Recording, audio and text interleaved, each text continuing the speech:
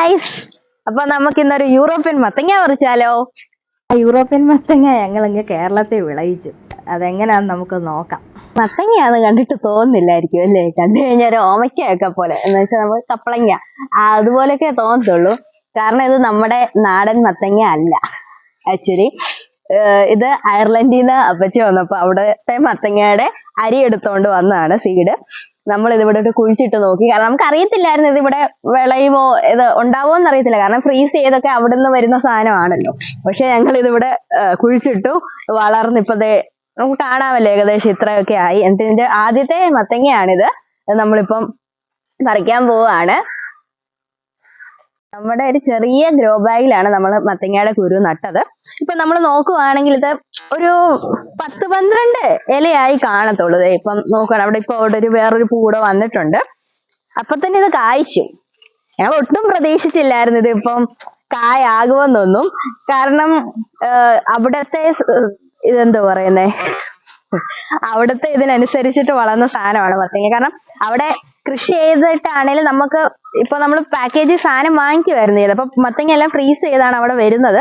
അപ്പം അപ്പച്ചി അതിന്റെ കുരു എടുത്തങ്ങ് നാട്ടിൽ കൊണ്ടുവന്നു വന്ന സമയത്ത്. അപ്പൊ ഞങ്ങൾ ഇവിടെ ഒന്ന് കുഴിച്ചിട്ടു, സാധനം വിജയിച്ചു. എന്തായാലും ഇന്ന് ഞങ്ങളിത് പറിക്കാൻ പോവാണ്. അപ്പൊ എങ്ങനെയാ നമുക്കിതങ്ങ് പറിക്കാം അല്ലേ? ഇപ്പൊ പപ്പ അതങ്ങ് എടുക്കുകയാണ്. ഞങ്ങൾക്ക് അതിപ്പോ ഞങ്ങൾ കട്ട് ചെയ്ത് ഇങ്ങ് എടുക്കുകയാണ്. പ്രതീക്ഷിച്ച പോലല്ല, കുറച്ച് കട്ടിയുണ്ട് കേട്ടോ. നമ്മൾ സാധാരണ തെങ്ങയെക്കാട്ടി കുറച്ചുകൂടെ ഞെടുപ്പിന് കട്ടിയുണ്ട്. പുതിയ രീതിയിൽ നമുക്കത് മുറിക്കേണ്ടി വന്നില്ല. ഞെടുപ്പെടുത്ത് എടുത്തതേ ഉള്ളൂ. സാധനം കൈ കിട്ടിയിട്ടുണ്ട്. അതായത് ആദ്യത്തെ വിളവെടുപ്പാണ്.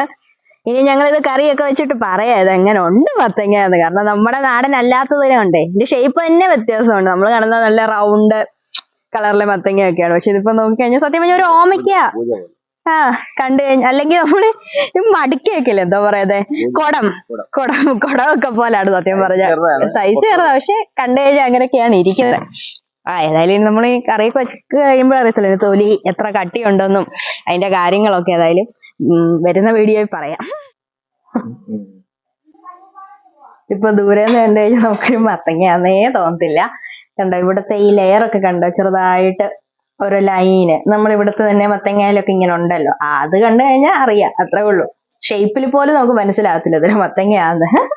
നമുക്ക് ഏതായാലും മുറിച്ചെടുക്കാം. കട്ട്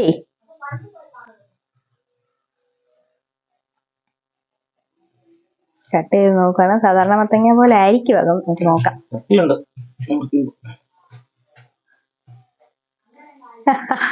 ഓമയ്ക്കാപ്പഴം പോലെ തന്നെ ഇരിക്കും. അതെ മത്തങ്ങ തന്നെയാണ്. അതെ കുരു കണ്ടു കഴിഞ്ഞാൽ നമുക്ക് തിരിച്ചറിയാൻ പറ്റും. നല്ല മാങ്ങയുണ്ട്, കടുപ്പമുണ്ട്, മൂത്തതാണ്. കണ്ടോ ആൾക്കാരെന്ത് ചോദിച്ചു വന്നേക്കല്ലോ മത്തങ്ങ അരി വേണമെന്ന്. ആ കൂടെ 4-5 അരി കൂടി ഉണ്ടോ. നമ്മുടെ പക്ഷെ സാധാരണ മത്തങ്ങയുടെ അത്ര തന്നെ ഉണ്ട് കേട്ടോ അരി. നമ്മുടെ ഇവിടുത്തെ തന്നെ മത്തങ്ങയുടെ ആ ഒരു ലെവലാണ്. മണമൊക്കെ അതുപോലെ തന്നെയാണ് നമ്മൾ മുറിക്കുമ്പോ ഇവിടത്തെ തന്നെ. പക്ഷെ ഷേപ്പിനുള്ള വ്യത്യാസമാണ് മെയിൻ ആയിട്ടുള്ളത്. ഞങ്ങൾ ഇതൊക്കെ കറിയൊക്കെ വെച്ചിട്ട് നോക്കണം എങ്ങനെ ഉണ്ട് ടേസ്റ്റിന്റെ കാര്യത്തിൽ എന്നുള്ളത്. കണ്ടുകഴിഞ്ഞാൽ ഇവിടുത്തെ തന്നെ മത്തങ്ങയുടെ പോലെ തന്നെയാണ് ഇരിക്കുന്നത്. പിടിച്ചാൽ കട്ടിയൊക്കെ അതുപോലെ തന്നെയാണ്. അപ്പൊ ഇനി അടുത്ത വീഡിയോയില് വീണ്ടും കാണാം. അതുവരേക്കും ഗുഡ് ബൈ.